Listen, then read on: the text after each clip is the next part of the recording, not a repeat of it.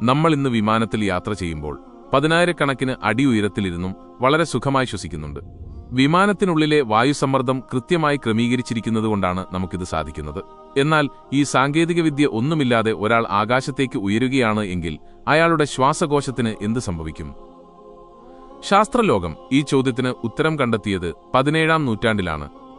1648-ൽ Blaise Pascal എന്ന ശാസ്ത്രജ്ഞനാണ് അന്തരീക്ഷമർദ്ദം ഉയരത്തിനനുസരിച്ച് മാറുമെന്നും മുകളിലേക്ക് പോകുന്തോറും ശ്വസിക്കാൻ പ്രയാസകരമാകുമെന്നും ലോകത്തിന് തെളിയിച്ചു കൊടുത്തത്.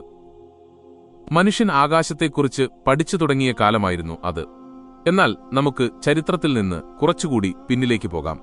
ഏകദേശം 1400 വർഷങ്ങൾക്ക് മുൻപ്, അതായത് 7-ാം നൂറ്റാണ്ടിൽ, വിമാനങ്ങളോ ശാസ്ത്രീയ ഉപകരണങ്ങളോ ഇല്ലാതിരുന്ന മനുഷ്യൻ ആകാശത്തിന്റെ ഉയരങ്ങളെക്കുറിച്ച് ചിന്തിക്കുക പോലും ചെയ്യാതിരുന്ന ഒരു കാലം.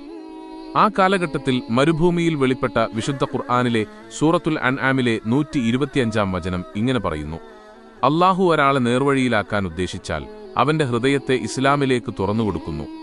എന്നാൽ അവൻ ഒരാളെ വഴിപിഴപ്പിക്കാൻ ഉദ്ദേശിച്ചാൽ അവൻ ആകാശത്തേക്ക് കയറിപ്പോകുന്നതുപോലെ അവന്റെ നെഞ്ചിനെ ഇടുങ്ങിയതും ശ്വാസം മുട്ടുന്നതുമാക്കുന്നു.